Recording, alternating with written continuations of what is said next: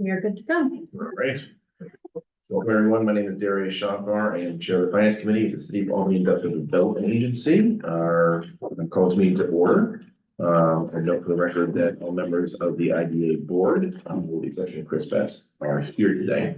The first order of business is dealing with the minutes from the past meeting. The minutes having been previously distributed, I would ask for a motion to waive the reading and accept them as presented. Second. All in favor? Aye. Right. Next order of business, Mark. The report of the Chief Financial Officer for the Financial. Hi, my name is Mark Hawk. I'm with BSC. I work with Tom, Liberty Chief, who usually is here to present quarterly to you. But so here is the quarter ended December 31st. Note that these have been unaudited at this point, so there could be some expenses that do come in that are not reflected in this statement. But for the fourth quarter, there were agency fees of about $122,000, which consisted really a lot of two projects that closed within that quarter. Liberty Square income was $76,000. That is to offset the expenses of the same exact amount that you see in the financials. Interest being $6,000, so revenues were $205,000 versus a budget of $324,000. So a variance of a deficit of $119,000. On the expense side, pretty much everything was within, limits. Professional service fees down, the lease with the Hill Community Center down. Strategic initiative, we did budget for $50,000, there was zero expenses there. And you'll see that loss of disposal was $1,400. That was the old computer equipment that was being depreciated. That was the remaining value of that. The new depreciation would be the $505 for the new equipment. And usually that's over a 5-year period. So with that fourth quarter deficit was $174,000 versus a budgeted deficit of $45, so a variance of minus $128. On the year to date, revenues were $901 versus a budget of $1.3 million. There's 5 projects that closed in 2023, so revenues, we usually, in the past, in 23, we budgeted kind of what the agency used to do. So on the average, it would be about $1.2 million in fees. So we were just, we were shy of that by about 50%. On the expenses, special service contracts were a little bit up on the legal expenses. Strategic initiative, we did do affordable housing study back in the beginning of the year. That was 31.2. We did budget it for more, but that was the only strategic initiatives in 2023. So with that, year-to-date actual was minus 429 versus a budget of positive 111, so a deficit of 540,000. Right. Any questions? All right, thank you. Next order of business. Unfinished business, Northgate and Landing. We just had a public hearing on this project. There were no public comments that came in, nothing written or verbal meeting today at the public hearing today. On tap is a possibility of a positive recommendation for approving resolutions to send this project to the full board. So hand it over to Andy. Thank you. And to piggyback off of what the chair just said, we've also discussed this project previously at the finance committee level as well as the board level in both open session and also the financial position in an executive session. That being said, we will run through an additional summary here today as well. So the proposed project involves a demolition of 3 underutilized and vacant structures totaling approximately 100,000 square feet and the construction of 2 4-story buildings totaling approximately 233,000 square feet. And this development will contain about 185 units of affordable housing for households with income ranging from 30 to 80% of the area median income. We are going through the staff summary here. Of note, there are a couple things that we are unable to numerically bring to the committee last month, namely the anticipated future assessed value that did come in. So looking at the revenue gain to the taxing jurisdictions, based on the status quo, if no, project were to take place. And then comparing that to the projected impact of the pilot payments, which are projected to be about $9.9 million over the course of the 30-year assistance, the net benefit being just over $4 million. Looking at the current value of the site as compared to the anticipated future value of $11.7 million, that's a net increase of $9 million. So significant, some significant increases in numbers there. This is an $80 million investment, and we will run through the community benefits scoring here in detail in a moment. As with any project requesting real property tax abatements, staff worked in conjunction with the Capital District Regional Planning Commission to conduct an economic impact analysis that looks at the direct, indirect, and induced benefits of a project during both the construction period and the permanent operating period. So the total effect during the construction period is about $79.5 million. And the expected permanent operations impact beginning in about 2026 when the project comes online is about $245,000 a year. The project is looking to create approximately 2 full-time equivalent permanent jobs and approximately 200 full-time construction jobs. One thing to note, this request at hand involves a 10% shelter rent pilot that mirrors the course of the financing, which is 30 years. This is directly in line with the prescribed policy of the agency for affordable housing units, affordable housing projects. So we did not work with a third-party consultant because this is operating within the bounds of our policy. I mean, is it in accordance with several other projects across the city who have the same Correct. shelter pilot agreement?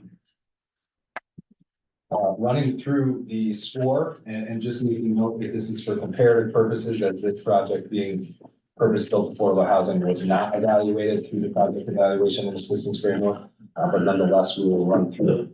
The project would have received a point for being in a distressed census tract. Excuse me, that project would have received a point for being currently vacant. And then another additional point for being converted to residential from a previous commercial use being a hotel or motel. The project would have received 3 cumulative points for the expected 200 construction jobs and an additional 3 cumulative points for the $80 million investment. So that would have been about 9 points.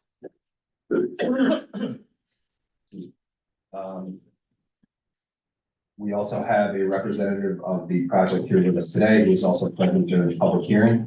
So with that being said, turn over to the committee for any questions to staff or the project applicant. Does anybody have any questions? Any further comments? We've gone over this very extensively to get to this point. You know, the bottom line is this is going to replace a shuttered motel in an area of town that I think they'd like to see more residents live. And it certainly fulfills the need and request of many in the city from the local governing bodies, as well as our residents and our taxpayers, to see more affordable housing. One thing I do like about it is that it's affordable housing that's being built not in a redlined area, a previously redlined area in the city, which I think is important for our city. Does anybody else have any other questions, comments, jokes? No? Okay. Well, that being said, I would call for a motion for a positive recommendation to the full body of the IDA. So moved. Tony? I'll second. All right. All those in favor? Aye. All right, great. Thank you. We'll see you next week. All right, next order of business is Freedom Springs in Albany, project update. Yes, Discussion, so bring it on. thank you. This is a bit of an unorthodox agenda item, so to speak, in so much as we are not requesting any action from the committee. But this is a project that had been originally introduced back in October to the committee. There's been, in the meantime, some significant back and forth with the applicant and planning. So we opted to allow that to continue in the background as we also refine our analysis to make sure that we're in kind of a lockstep with planning.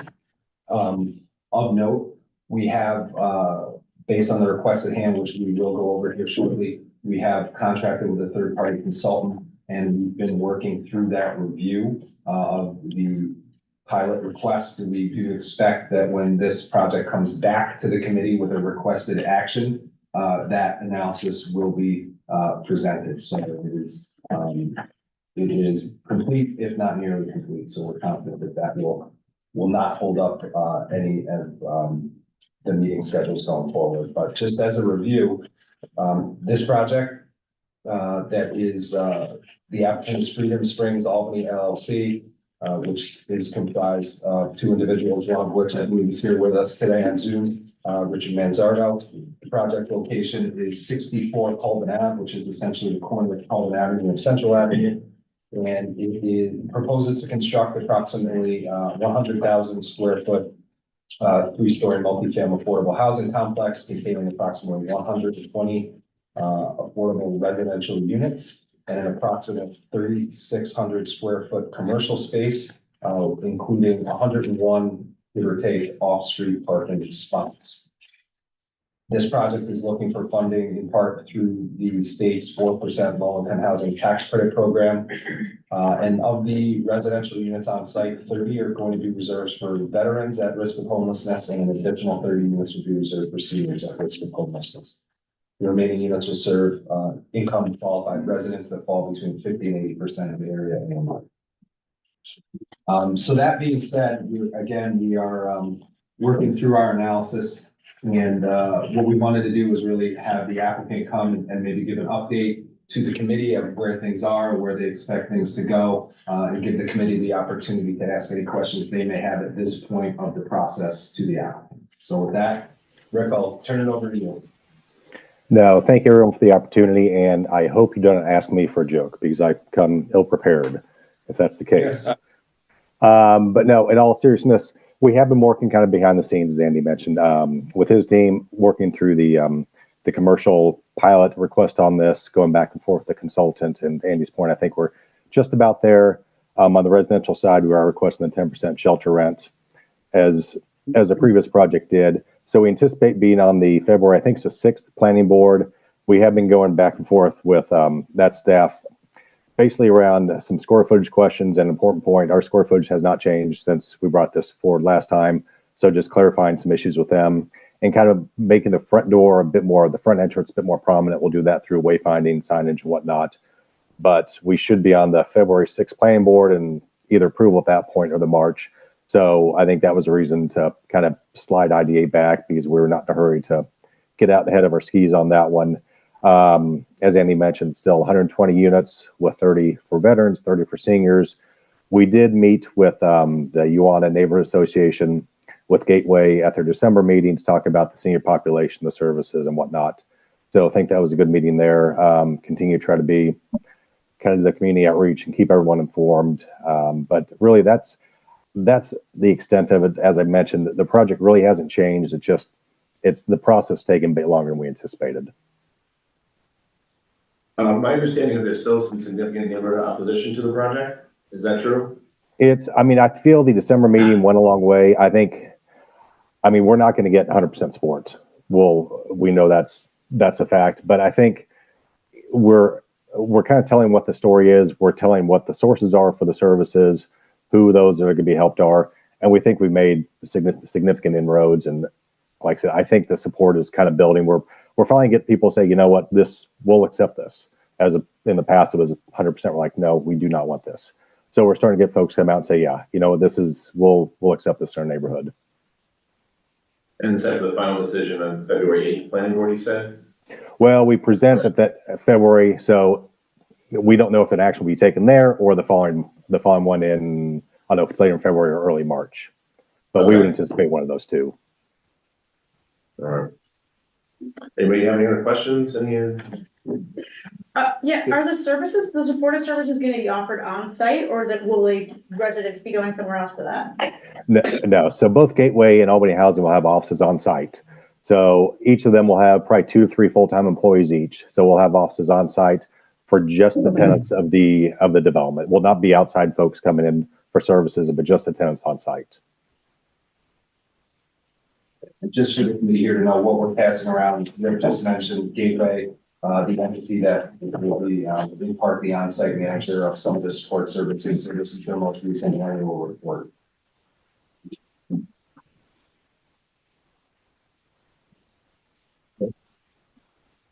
Anybody else have any other questions or issues? Yeah, I think the issue really, I think, is, getting it permitted, for the planning board and dealing with neighboring comments, and those seem to be moving in a direction.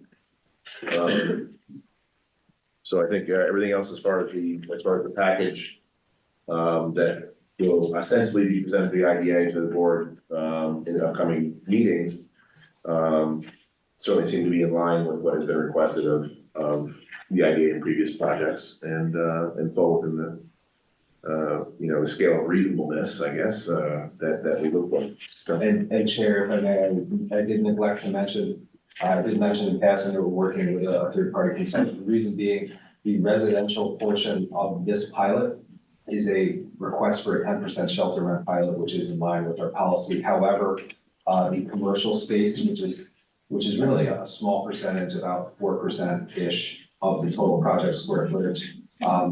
That commercial space, the pilot requested, is not in line with what the previous framework had allowed for or provided for. So it's more of a custom pilot based on the expected use of the space and the expected abilities of that end user to pay specific rental amounts as a tenant. So that is where the third parties come in to supplement staff analysis, and that's really been the focus of what we've been doing here also behind the scenes. So that we'll dive into that in a deep analysis the next time that this project comes hopefully.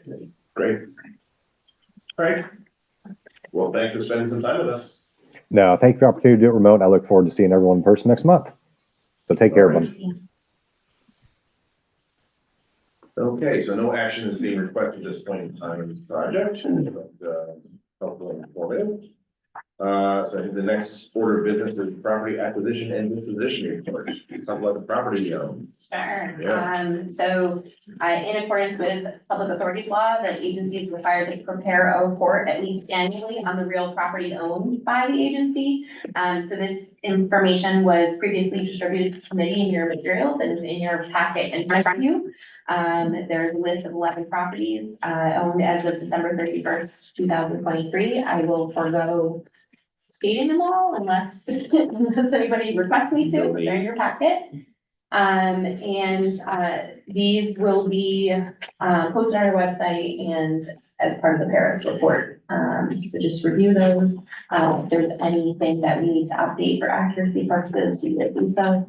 I did not check the tax ID number, so I'm gonna assume they're correct. What, can you just give a quickie, on what the properties are and why we own them? Sure, so these are the properties down at Liberty Park. So they're currently under the Industrial Development Agency's ownership. Is, the intent, would be for those to ultimately get transferred, to Capitalize Albany. But at the present time, our understanding is that these are under the IDA ownership until this board would make that approval. All right. Thank you very much. Any questions? All right. Next order of business is the annual investment report. Similar to the real property report, this is an annual review that is required. So you have this information in your packet in front of you, as well as it was distributed to you last week. And this is just a run through of cash in checking accounts and money market accounts.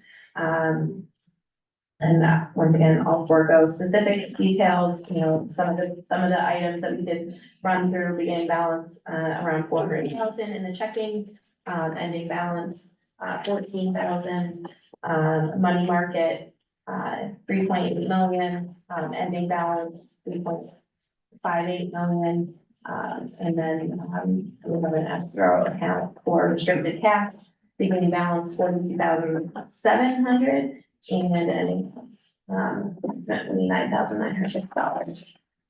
So this, once again, will be posted publicly on our website and included as part of the first report. $24,000 in interest. All right.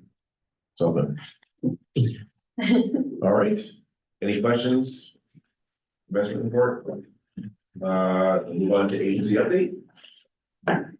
If we have any.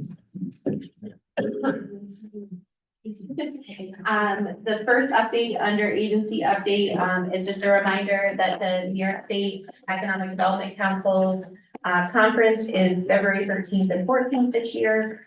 We encourage board members to attend. If they can, please let us know. We can register folks as a group with staff. Some contingent of the staff will be attending. Registration ends on February 5th. So just get back to us as soon as you can on that. And the agenda isn't fully populated yet, so we don't have additional details on that, but we can provide that as we have it. And then I think next we will probably jump into the ABO and training update. Yeah, so we can take this as the compliance update.